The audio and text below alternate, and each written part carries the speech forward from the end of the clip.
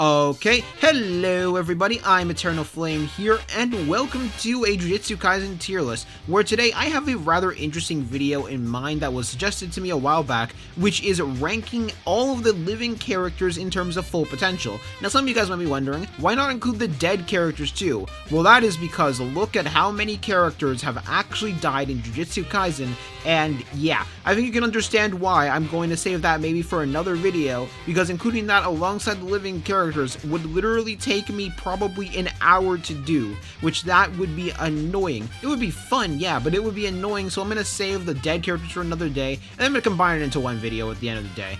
So effectively, I'm planning to rank all of the living characters that are still alive, being Maki, Yuji, Hakari, Megumi, those type of people, and Yuta. However, as you guys can see, a few of these characters actually have two people that represent them on this list, rather than just one person who represents them on this list, that being Megumi and Yuta. This is because there are a couple things that can be assumed for Megumi and Yuta on what they might be able to achieve at their full potential, which might end up changing their placements on the list, which is why I'm basically giving them two representatives for this list rather than just one. However, for this full potential type of video, I am going to do things a slight bit different from how I would normally do them, mainly because rather than just going off of what I think they are capable of, I also want to include something that would be rather important, which is if they are capable of achieving that thing in character or not, and how much of a change to their personality would be, which might end up helping amp their placement on the list. So I'm basically going to be looking at a couple things in order to determine their placement on this list.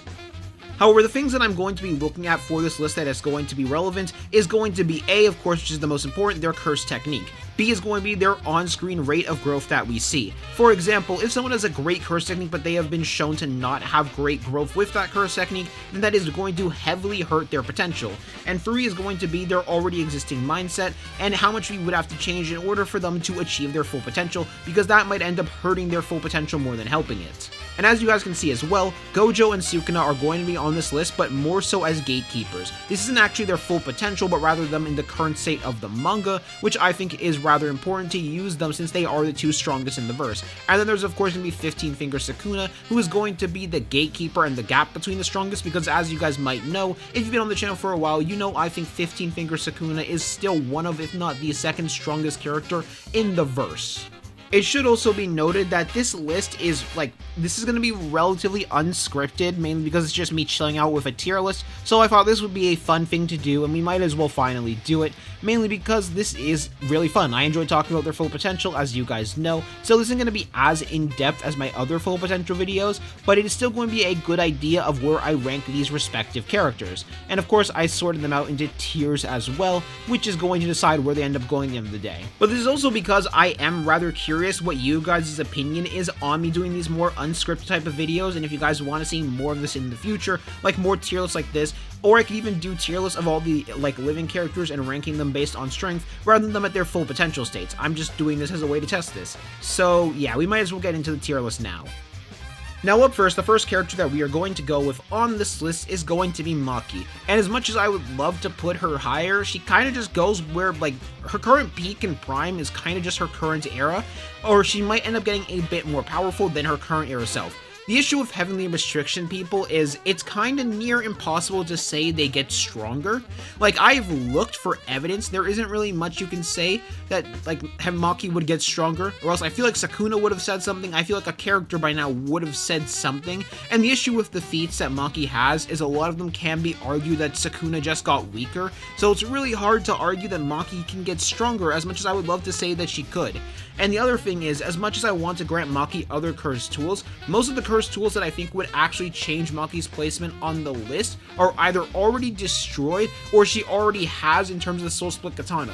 The others I just don't think would change her placement on the list that much, so at best I can just see Maki getting a bit more skilled in terms of combat, and she just remains at the top of the special grade for now, which is still a pretty good placement for her.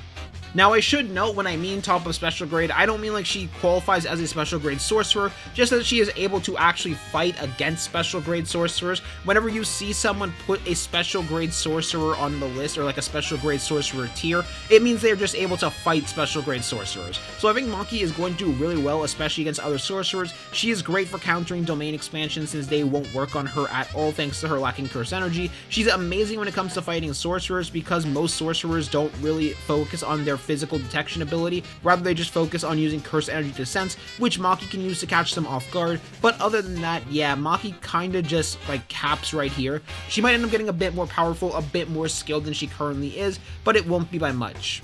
Now up next, we're going to move on to the main character, Yuji Itadori, who's already gotten his full video of what I think his full potential would be, but I think Yuji has a lot of promise and potential. Remember, he has access to blood manipulation, dismantle, as well as cleave, and an amazing physical body. So he already also has statements that should put him at the same potential as Sukuna as well, and then he has blood manipulation on top of that, because the time Urame made that statement, they had no idea that Yuji was going to get blood manipulation. So Yuji, I think, should be fully possible to learn the world cutting slash and all of that, and then he has blood manipulation to stack on top of that, and he is just going to need time to grow, because remember, everything that Yuji did in Jujutsu Kaisen was within the time span of 8 months.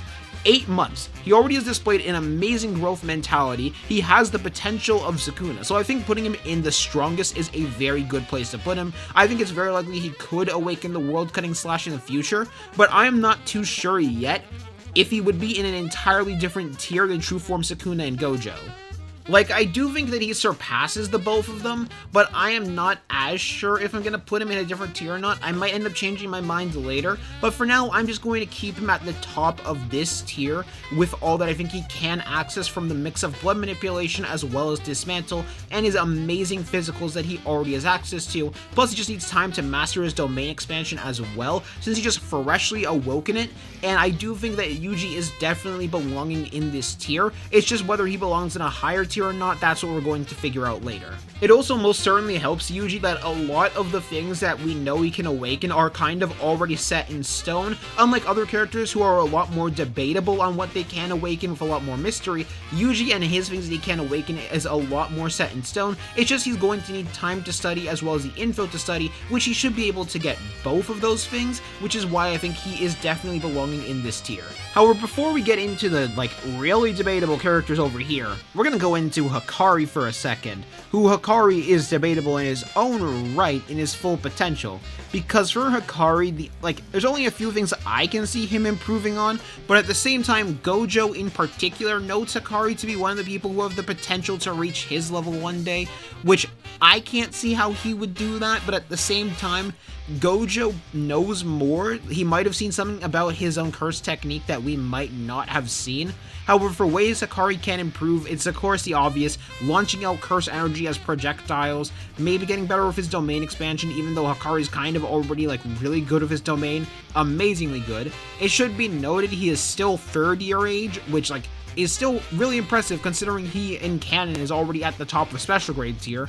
So I think Hakari at his full potential if we take the Gojo statement to its utmost, mainly because Hakari definitely has the mindset and he has these statements and the growth. He just does not have the actual technique to put him in the high tiers, at least for me. I'm going to take Gojo's word for it and I'm going to put him in the gap between the strongest, but I don't think I'm going to put him in the strongest itself. I think he belongs in the 15 finger Sukuna range if we take Gojo's statement to its utmost, but I don't feel fair and right putting him into the strongest range just because of that statement alone.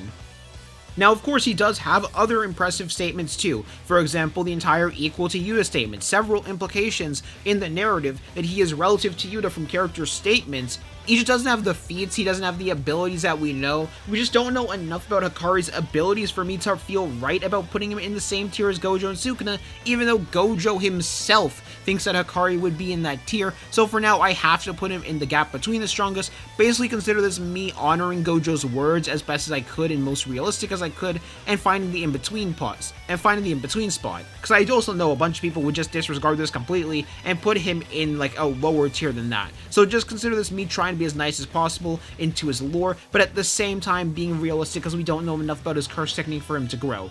He also could end up being more powerful than I expect from his full potential as well, because there might be something about his curse technique that we don't know yet, and because of that, I'm going to put him in this tier, because I think that's fair for what we don't know. And now we're going to move into Megumi, who I made an entire video discussing why Megumi has such a weird placement, because there are some interpretations that you can make for Megumi that might completely end up shifting where you have him in. So this is just going to be the low-end interpretations for Megumi, and this is going to be the high-end interpretations for Megumi. But basically, you can, there are a bunch of interpretations you can make, but at a low end, I think you can say for certain that Megumi should have access to all the 10 Shadows abilities. He should have a closed barrier domain by the end of this, and a massive curse energy buff. And then he's just going to have time to train, especially because his body has to be adjusted to a 20-finger Sukuna's amount of curse energy flowing through him. And he still has to fight with that in mind. So with that, I think it's fair to say that at the low end, Megumi should be right about here. I think he'd be stronger than his 10 Shadows variant at 16 fingers, and around the same level as Meguna in canon, so I can even see him being put up here at the low end, but I can see him being anywhere between here and here, which I think is a pretty good assumption. However, if you assume that Megumi also has access to Shrine, and by extension the World's Cutting Slash, he goes up here. Because not just is he going to have Shikigami with Maharaga totality into it, which is going to be powerful no matter what it has totality in, not just is he going to have all the buffs that he has from Sukuna in being in his body, but he's also going to have access to a World Cutting Slash as well as the potential of having an open barrier domain. So if you make the highest end assumptions for Megumi and his full potential, in my opinion, he goes right about here. However, if you believe that Megumi will never awaken Shrine because not enough time has passed, if you believe that Megumi isn't going to get an open barrier domain, I think he goes right about here. But basically, in my opinion, when it comes to full potential of Megumi, he goes anywhere between this level and this level. He also has an amazing mentality to grow already, and while he didn't want to become a Jujutsu sorcerer originally, he does still want to fight to protect people and become strong. He's incredibly smart and is incredibly trying to improve pretty often, so I could very easily see Megumi entering into these two tiers, and I think Megumi, if you take every single interpretation to the high end, would surpass both Gojo and Sukuna and easily be the strongest in the show. However, that's just giving him the best possible assumptions. If you go with a mid-end assumption at his full potential, or at least a low end, I think he'd be right about here, which I think that's a pretty good place to put him. So up next we're going to move on to Yuta, which some of you guys might be questioning, why do we need to have two Yutas? Megumi you get, there is a lot of assumptions, but Yuta is pretty cut and dry, right? After all, Yuta has amazing levels of growth. He was able to regain the title of Special Grade in just under 4 months. We saw what he was capable of in JJK0, so why are there two Yutas? Well, it kind of depends on what you think is fully possible for Yuta. And more importantly, one question with Yuta, at least in my opinion, which is why I'm having two of them, which is, do you believe it is possible for Yuta to overcome the 5-minute time limit he has with his curse technique? Because if it is possible for him to overcome it, then I'm easily putting Yuta in this tier. Yuta does overcome the 5-minute time limit, putting him in beyond the strongest. With his rate of growth he has shown off is pretty fair to say. However, if Yuta can't overcome that 5-minute time limit, I still have to put him below Gojo and Sukuna. I just don't think that Yuta with only 5 minutes of time and using his curse technique as well as his domain expansion is enough to put him in the beyond the strongest tier, because he either needs 5 minutes to kill someone or he needs to use his domain expansion, which I don't think is enough to say they surpass Gojo or Sukuna. I think it's enough to put them in the same tier, but I don't think it's enough to surpass them. So effectively consider this the Yuta Akotsu, who does not have the 5-minute time limit anymore, or basically if JJK0 Yuta never lost the time limit, and that's his full potential, and then consider this one the other one. The other issue is Yuta's curse technique also has a bunch of limitations on how to copy things, including having to actually eat an opponent, and if they can heal it, then the copy is made null and void, so that might end up weakening things as well, which is why I kinda have to put Yuta up in here, if, we assume he can't overcome the binding vows that he made. However, because it's a self-imposed binding vow, there might be ways to overcome it. All we would need to lose it while it was lost and find another way, but at the same time, I'm not fully sure if that's possible, which is why I'm going to have these two Yutas, but I'm basically going to say this Yuta is going to be the one without the 5-minute time limit, and this one is the Yuta with the 5-minute time limit, which would go in this tier. Without it, he goes in the beyond the strongest, and I think it'd actually go above Megumi, but only slightly. I think they're in the same tier.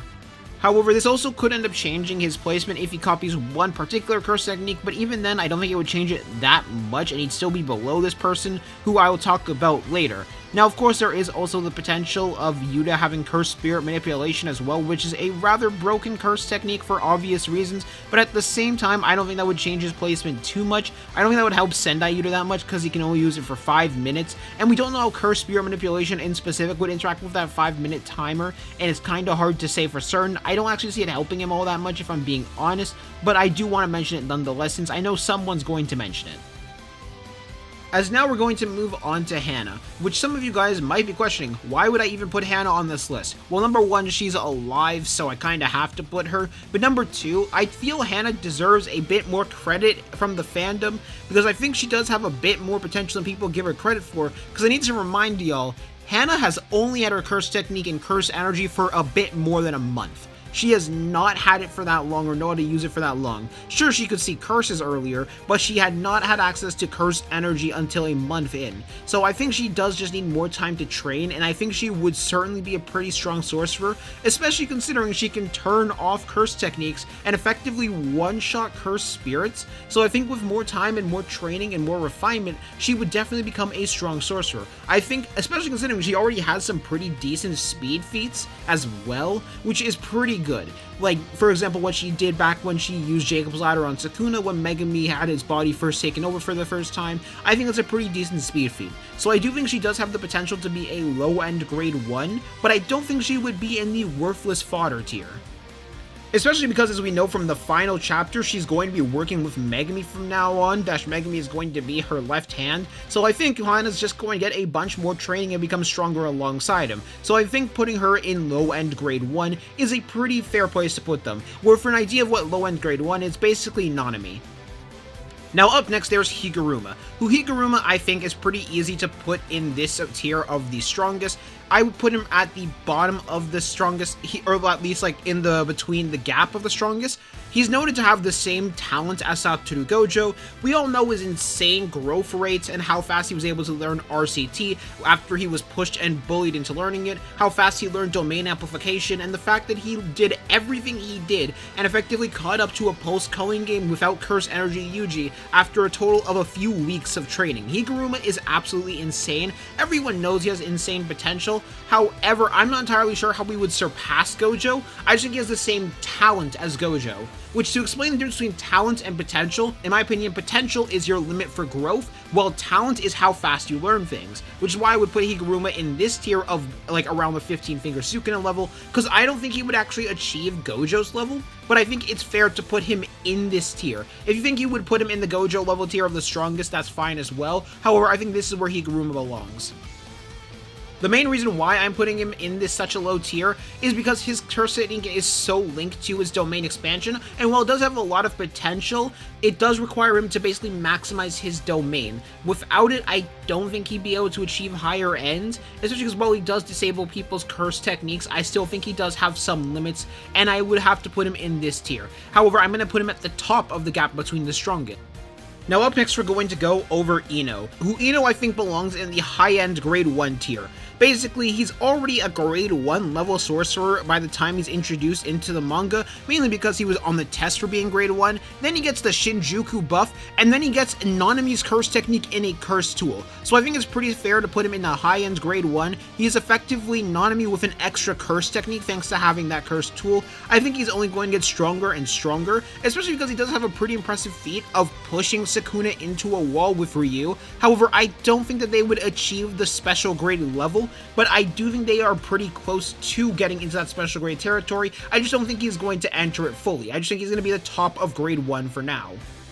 Now after that, the person we're going to focus on is Nobara, who Nobara I think kind of belongs in the same tier as Ino in the high-end grade 1.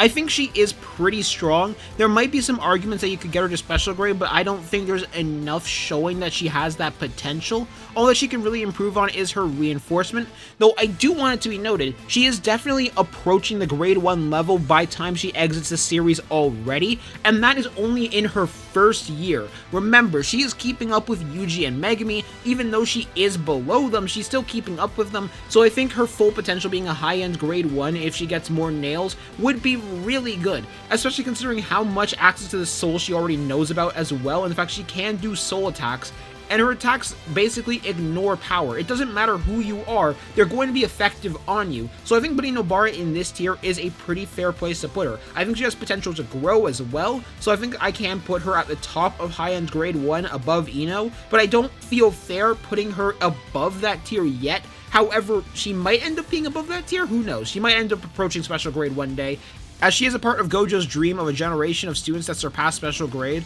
or at least she's part of that generation. She doesn't have that full narrative because she wasn't included when Gojo was thinking about it, so I don't feel fair putting her in special grade, but I think this is a fair enough placement for her. Now, before we do move on to Todo, I'm going to get some of the easier characters done and out the way, mainly because they don't really have much potential to hit and they've kind of already reached their limits, those being Kusakabe, who belongs in the high-end grade 1. He's already the strongest grade 1, so I think putting him above Ino is pretty fair, but I still would put him below Nobara, at least currently, and then I would also put Miguel in the special grade level. I think he's just above all the high-end grade 1s, but I don't think he's in the top of special grade yet. I don't think he has the scaling to support putting him in there, but I do think he might be able to get a little bit stronger in the future, who knows. He is still able to go hand to hand pretty even with Gojo in terms of curse energy reinforcement by his own statement, so it might be good to put him in this tier or higher, I don't really know, but I think this is a fair place to put him. The other issue is we just have no idea what Miguel's limits are. We have no idea if Miguel can grow any stronger from this current point, so I just have to go off what we currently know about him. Now up next we're going to have Utahime, who just belongs in the worthless fodder tier. In other words, she is below grade 1, she's already reached her peak and her limit. She's just really good as a support type of person and a support sorcerer, so yeah. Gakuganji belongs in low-end grade 1. He already was a grade 1 sorcerer by the time he was introduced, so yeah, and he's kind of at the prime of his, well, not the prime of his life, he is way past the prime of his life, so we kind of have to put him in this tier, mainly because I just don't see him getting any stronger than being an old man. If anything, he's just going to get weaker and weaker with time. Now up next we're going to move on to Meimei, who Meimei is also going to go in the high-end grade 1 territory. I could see arguments to put her above Kusakabe depending on how many crows you give her, but at the same time, it's like pretty heavily shown and implied that Meimei has just reached her limit. Of course, this is Uiui and Meimei, since Uiui is just a tool for Meimei to use, which is going to be even more useful, but at the same time, yeah, I think Meimei's full potential caps at the high-end grade 1 unless you give her enough crows. She actually, funnily enough, probably does fit the definition of special grade, mainly if she has enough crows, and my reason for that is because Geto with enough curses is going to be counted as special grade, so I think Meimei with enough crows can be the same. However, as a combatant, I don't think Meimei has the stats to be considered special grade, and I don't think she can fight against most of the special grades and would lose against any of them in a fight. Now, the next character that I want to move on to is going to be Miwa, who I think saying Miwa's full potential is equal to Kusakabe, if not a bit lower, is a pretty nice thing to say, considering Kusakabe is kind of just the pinnacle of what you can achieve without a curse technique, so Miwa's pinnacle being basically just Kusakabe, I think, is pretty fair, and if anything might actually be highball. Well, who am I kidding? Miwa's actually up here. She's God. We all know she's beyond the strongest. This is where she really belongs. She needs her own tier, but I'm too lazy to make one. But on a real note, yeah, Miwa belongs here. Anyway, now we're going to talk about the real GOAT, the person that everybody loves with no haters whatsoever, and if you hate this man, you're not a person, and that is Aoi Todo, the GOAT himself, one of the smartest, the best curse energy manipulators, and some of an amazing cursing that allows him to swap extremely fast, as well as someone who figured out how to use it despite losing his hand, and how to use it even better for the Vibra Slap, someone who Gojo included as part of the dream of people who would surpass the special grade as a whole. And for that, as well as Todo's feats and how fast he's been displayed to grow, I think putting him at the top of special grade is a fair placement for his full potential, considering how much Gojo hyped up his full potential, considering the feats he already displayed, including some relativity to Yuji when he was fighting against Sukuna, which is absolutely insane. If any of you guys know what my opinion is on how much stronger Yuji got in between 2-1-4 in the Culling games, let alone current Yuji and Culling games Yuji and Shibuya Yuji, who Todo went from Shibuya Yuji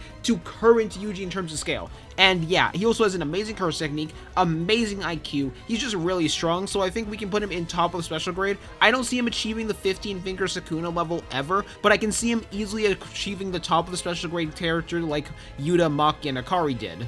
Now up next, I'm going to talk about some characters who I think belong in the worthless fodder tier that aren't really too hard to discuss. There's up first this disgusting abomination of a creature, Panda. I don't need to discuss much about him. We saw the state he was at the end of the series and no one can really repair him other than maybe Gakuganji, but either way, he is fodder, he's worthless. I honestly should create another tier for him, but he's not worth the effort.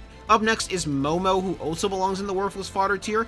Now, I do think her curse technique has really good potential. I actually think it has enough to reach the low-end grade 1 because of manipulating weapons. The issue is Momo's personality is kind of just really bad and is going to hinder her ability to become a strong sorcerer, mainly because she is kind of focused on finding a balance, but at the same time, yeah, just Momo I don't think is like having the good personality. She doesn't have good shows of talent. I don't think she's going to achieve a low-end grade 1. I think she's going to be stuck in the semi-grades forever. So yeah. And then finally there's going to be Kirara, who also belongs in the worthless fodder tier, mainly because we don't know enough about them as well as their rate of improvement for me to put them any higher or lower, so I kind of have to keep them in this tier in worthless fodder. We don't even know what grade they are in canon, so yeah, at best I can see them belonging in low-end grade 1 because of displaying some feats against Megumi, but even then, I don't think that's enough to put them in grade 1.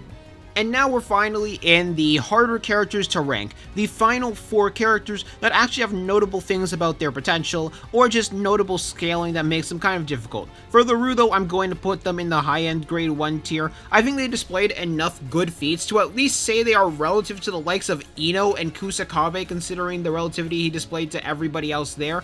I don't think he's quite Miguel tier, but I do think he has enough feats to display that he is relative to everyone there. We don't know if he can grow any more in terms of power than he already is, so I kind of have to assume this is his current cap and peak because we don't know enough about his potential or where he could end up, so I'm going to keep him here in this tier right alongside the other high-end grade 1s. And man, this tier is really packed, but at the same time, it's like really good because it kind of speaks to how many people can achieve the high-end grade 1 tier if like their full potential is realized, and how much Gojo's dream probably can end up being realized in the future as well. And now up next, I'm going to move on to Takaba, mainly because he's the easiest one to talk about out of these 3, but also because Takaba is kind of the easiest one to explain.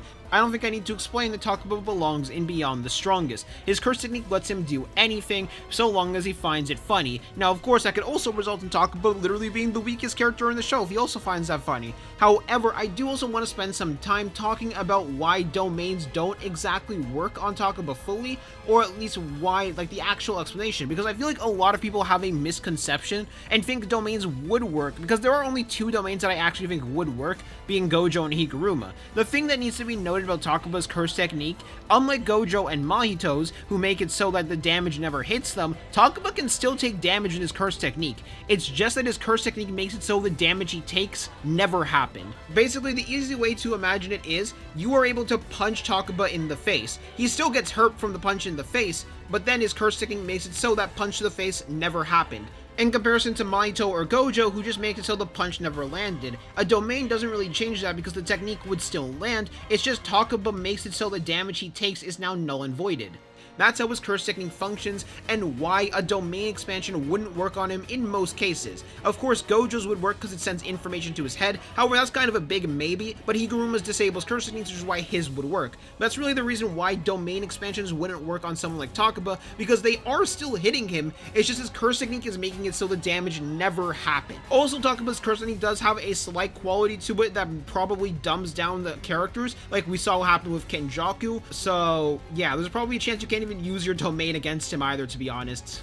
And now up next we're going to talk about Toge Inumaki, who I kinda have to put between high-end grade 1 and low-end grade 1. I'm gonna put him in the top of low-end grade 1. The main reason for that is, while I think his curse technique is good, I don't think he's actually capable of learning reverse curse technique for one reason.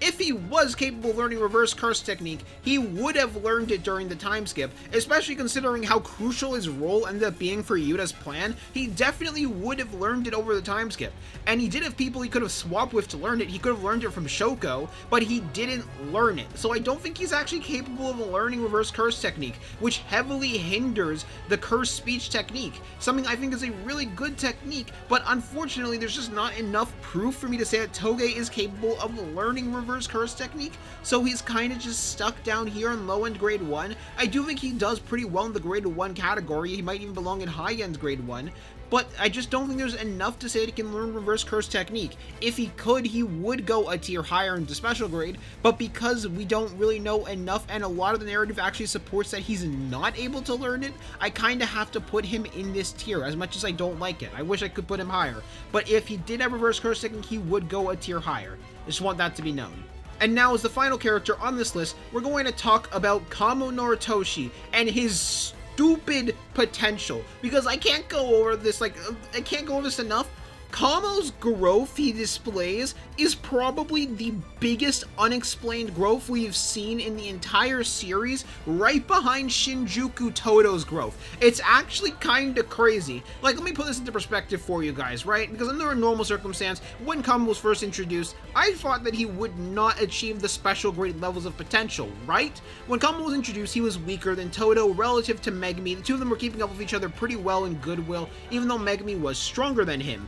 And then Shibuya came along, where Mechamaru effectively told them, yeah, Kamo, you and the rest of them, you're gonna be useless. Don't come to Shibuya at all. Only Todo goes. He's the only one who will be of actual help, right? And then Kamo took those words to heart, and then he decided, we're going to go on our 14-day training arc challenge, and man goes from being below grade 1 tier to being able to help Maki against Curse Naoya and display really impressive feats against him in like 14 days of training max, because it took Higuruma 10 days or something like that to be able to get used to sorcery, if we assume that the Maki and Curse Naoya fight take place on the same day as the Higuruma fight.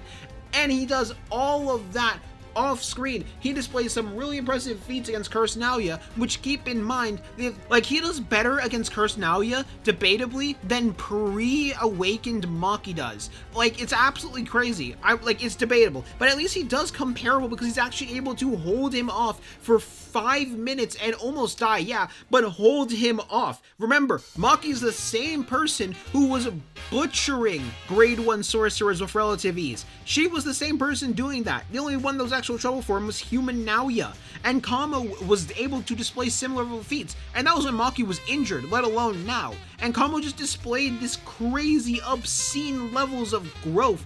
It is crazy.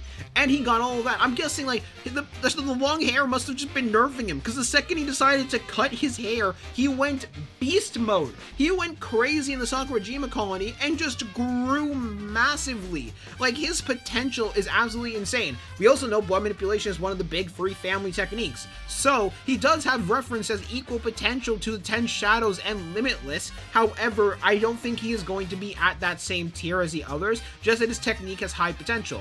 Also because Kamo mainly wants to work with protecting his family. So I think putting him in the gap between the strongest is fair, mainly because he doesn't exactly want to be a Jujutsu sorcerer, he just wants to make sure his family is safe, so he's gonna keep getting stronger and stronger for that, but I don't see him like achieving the strongest rank. But this man's potential is crazy. Man got a haircut and decided to go on a 14-day training program, and bam, he is now keeping up with people above the grade 1 category in 14 days. If Kamo walks in, who knows what this man can become in years. This man's absolutely terrifying, so I'm putting him in the gap between the strongest for now. I think he just needs a bit more time to cook, a bit more time to grow, and he will become one of the strongest sorcerers we ever see. I think I'm going to put him below Higuruma and below 10 Shadows Sukuna, but I'll put him above 15 Finger Sukuna. Kamo's growth is absolutely crazy. I think the craziest part about all of this, at least for me, is the fact that he does this without needing to ever fight against someone strong. He just jumps to this level when every other character who we see gets strong, even Todo himself, who you see gets a massive jump, had to do this through fighting strong people like Mahito. Yuji needed to fight strong people as well, same with Megumi, but nope, Kamo just decided, alright, I've not been training hard enough, let me go up a tier, I must continue my legacy as the Kamo clan leader, let's go. And yeah. But yeah, that was about everything that I had to say about, like, everything on this tier list. You can now see the entire tier list on the screen, like, from the weakest to the top, and where I place all the characters. I'm kind of curious to see where you guys rank all the living characters down below, and tell me what you guys thought of this very type of video. If you guys want to see me do this more often and do this with the dead characters as well, comment down below dead potential, and I will do one for the dead characters too. Well, without further ado, I hope you all have a good day. I'm gonna see y'all later. Peace out. Now up next, I do want to spend some time talking about the sponsor to the channel, Fan Dominion, an old friend of the channel that has a ton of cool anime merch, especially on the JJK side of things, but cool merch overall. And if you're looking for something that looks stylish, something that you can wear out in public and not be called a weeb for, but at the same time be recognized by your friends for wearing something really cool, they have good things in store for you. Or are you looking for something to complete your cosplay with? Well, Fan Dominion has you covered, and don't worry, they aren't expensive at all. And on top of that, if you use my code both in the description as well as on screen now, you can get a 10% discount. Yep, that's right, a 10% discount. However, now I'm going to spend some time showing off their beautiful catalog. And if you like any of this merch and any of this merch looks awesome to you, remember our code EF10 and you'll be able to get a 10% discount. Anyways, I'm going to see y'all later.